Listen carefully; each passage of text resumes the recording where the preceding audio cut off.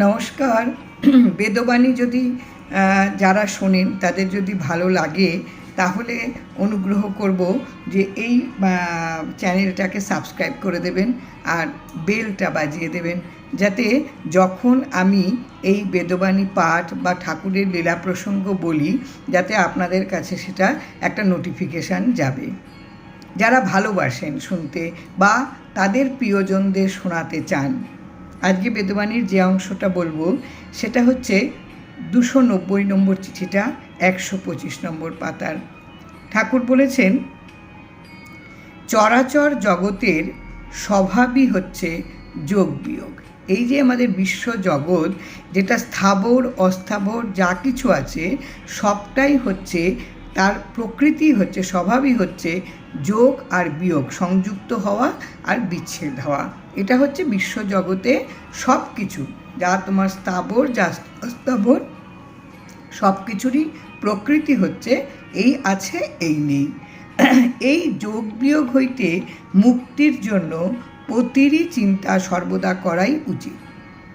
এই যে আসা যাওয়া, এই যে সংযুক্ত হওয়া বিচ্ছেদ হওয়া, এইটার থেকে মুক্তি পাওয়ার একটাই পথ হচ্ছে তোমার যে আরাধ্য দেবতা, তোমার যে পূজনীয়, তুমি যাকে সম্মান করো, তুমি যাকে শ্রদ্ধা করো তার উপাসনা করা এবং তাকে স্মরণ করে সর্বদাই তার স্মরণে থাকা উচিত। প্রতিটি চিন্তা করা উচিত, সব সময় তাকে নিয়েই তোমার ভাবনা, তোমার তাতে মনোনিবেশ করাই তোমার একমাত্র উচিত।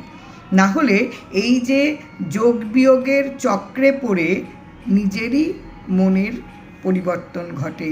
কিন্তু আমি যদি এগুলোকে সরিয়ে দিয়ে যদি আমার আরাধ্য দেবতাকে নিয়ে আমি বাস করতে থাকি, তাহলে মনে শান্তি আসবে এবং এই যোগ বিয়োগ আমাকে বিব্রত করতে পারবে না। অপূর্ব চিঠি ঠাকুর লিখেছেন। 291 নম্বর চিঠিতে ঠাকুর লিখেছেন, ভগবানের কৃপাচারী পদে অধিষ্ঠান থাকিতে ভগবানের কৃপা ছাড়া কর্তৃত্বাভিমানে নির্বিণ্ণতা হইতে পারে না। যদি তুমি তোমার আরাধ্য দেবতা, তার যদি তুমি কৃপা নিতে পারো, তুমি যদি আরাধনা করতে পারো, তার কৃপা তুমি যদি নিতে জানো, সেই পদে যদি তুমি নিজেকে অধিষ্ঠিত করতে পারো যে তুমি এমন আচরণ করবে, এমনভাবে তুমি ভগবানের সঙ্গে নিজেকে তুমি থাকবে, ভগবানের সঙ্গে তোমার বাস এমনভাবেই হবে যে তিনি তোমাকে কৃপা করবেন। এটা যদি তুমি লব্ধ করতে চাও, এটা যদি তুমি নিতে চাও, তাহলে ভগবানের কৃপা ছাড়া এটা তুমি তুমি ভগবানের কৃপা তোমার ইচ্ছে করলেই তুমি পেতে পারো, ইচ্ছে করলেই ভগবান তোমার হাতের মুঠোয় হয়ে যাবে, এটা হয় না। এটা যে কোনো কাজেই তুমি যদি কৃপা পেতে চাও, তাহলে ঈশ্বর ভগবানকে কৃপা করতে হবে। তার কৃপা ছাড়া তুমি কখনোই তোমার কর্তৃত্বের অহংকারে তুমি সেটা পারবে না। এই কর্তৃত্বের অহংকার যদি তুমি ছেড়ে দিতে পারো, উড়িয়ে দিতে পারো, তাহলে তুমি এই কৃপা পেতে পারো। কর্তৃত্বের অভিমান, কর্তৃত্বের অহংকার যদি তোমাকে ঘিরে রাখে, তাহলে তুমি ভগবানের কৃপা পাবে না। আর ভগবানের কৃপা না পেলে তুমি কখনো এই যোগ বিয়োগের হাত থেকে নিজেকে উদ্ধার করতে পারবে না। নাম নিয়া পড়িয়া থাকিতে পারিলে কোনো বিষম বিষয়ের ওপর মায়াবৃত খুঁজিতে হয় না। তুমি যদি নাম নিয়ে পড়ে থাকো, তাহলে তোমার কখনো নাম নিয়ে পড়িয়া থাকিতে পারিলে কোনো বিষম হচ্ছে যেটা সমান নয়, অসমান, যেটার মধ্যে দুঃসহ, কোনো কঠিন, অত্যন্ত কঠিন, আমরা বলি না ভীষণ, একটা বিষম একটা আঘাত পাওয়া, এরকম বিষম বিষয় হচ্ছে তোমার হচ্ছে ভোগ্য বস্তু, তোমার অনুভব করার যে পদার্থ, এইগুলি বিষয়ের মায়ামৃত খুঁজিতে হয় না। এখান থেকে যে অবাস্তবতা, মায়া হচ্ছে অবাস্তবতা, জাদু, যেটার মধ্যে কোনো কৌতুক আছে, যেটার মধ্যে কোনো নিত্য সত্য কিচ্ছু নেই। এই মায়া থেকে, মায়ার অমৃত সুধা, মায়ার অমৃত তার খুঁজতে হয় না। এই যে চারদিকে যে মোহ মায়াগুলো রয়েছে, যেটা কখনো নিত্য সত্য নয়, বেশ চাকচিক্য তোমাকে আকর্ষণ করছে কিন্তু তার কোনো সত্যতা নেই, এটাতে এসে মায়া, এটার মোহে আমরা পড়ে থাকি এবং এখান থেকেই আমরা সুধা পান করার আমাদের একটা চেষ্টা থাকে সব সময়, এটা আমরা নিয়ে পড়ে থাকি। কিন্তু আমি যদি নাম নিয়ে পড়ে থাকি তাহলে এইগুলো আমাকে কখনোই এইভাবে আটকাতে পারে না। এই যে অত্যন্ত কঠিন বিষয়, যে দুঃসহ যে বিষয় পদার্থ, এগুলির থেকে আমি মায়া অমৃত খুঁজতে কখনো চাইব না, যদি আমি ভগবানের নাম নিয়ে পড়ে থাকি।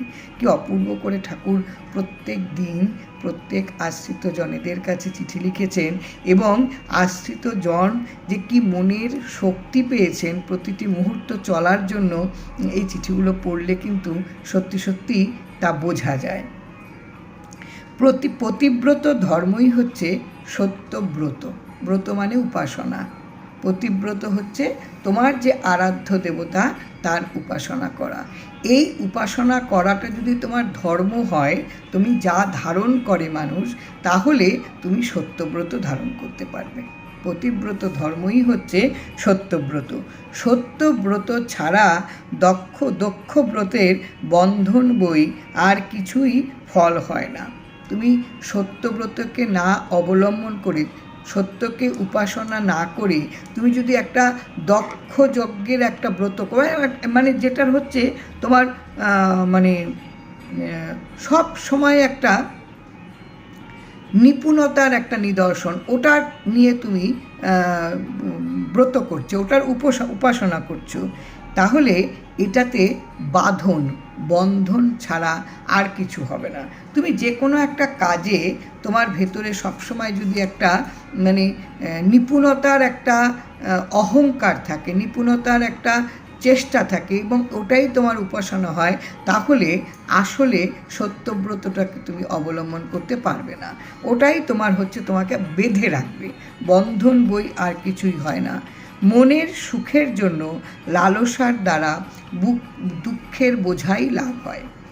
এই যে আমরা দক্ষব্রত পালন করি, এতে কি হয়, শুধু মনের সুখ হয়, মনের একটা অনুভূতি হয়, এছাড়া আর কোনো কিছুর হয় না, শুধু দুঃখই বাড়ে, দুঃখের বোঝাই বাড়তে থাকে, লাভ হয়। তাই হয় অভাব, ভাব থাকে না। এই যে দক্ষব্রত, এইটার জন্য কি হয়, আমাদের ভেতরে একটা না থাকা, আমরা নিপুণতার দিকে লক্ষ্য দিয়ে ফেলি, আমরা আসল উপাসনাটা করতে পারি না। সব সময় প্রতিটি ব্যাপারে আমাদের কি হয়, আমাদের একটা পারদর্শিতা, একটা নিপুণতার আমরা নিদর্শন দেখাতে চাই, ফলে কি হয়, সব সময় আমাদের ভেতরে একটা অভাব থাকে, একটা না থাকা আমাদের মধ্যে তাড়িত করে, একটা যে ভাব, একটা যে আমাদের ভেতরে একটা যে দশা, এটা আমাদের ভেতরে আসে না।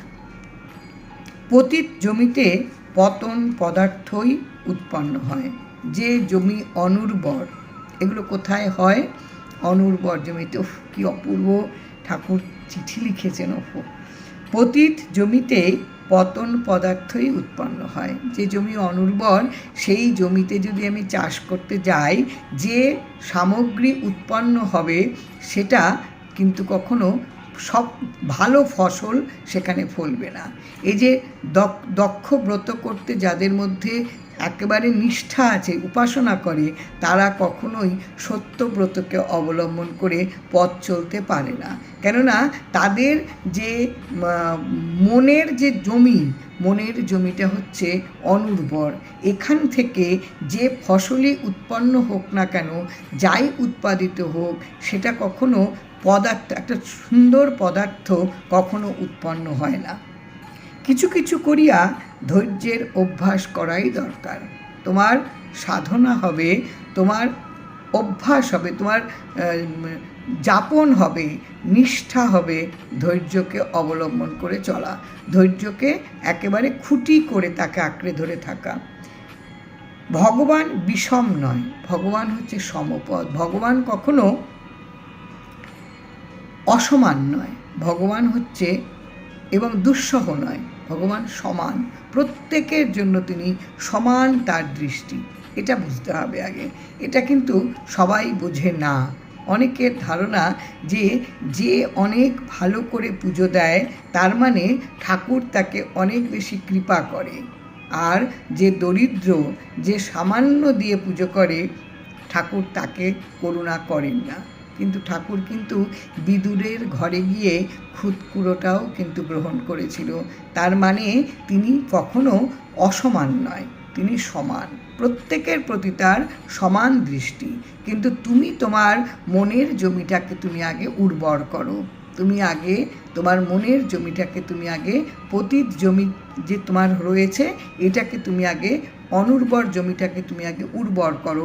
তোমার মনটাকে তুমি আগে চাষ করো ভালো করে, যাতে সোনা ফলে সেখান থেকে। যদি তুমি মনটাকে ভালো করে তুমি যদি খনন করতে পারো, তাহলে সেখান থেকে যা উৎপন্ন হবে এটাই হচ্ছে আসল। তখন তোমার ভেতরে আসবে না কখনো যে ঠাকুরের দৃষ্টি বিষম।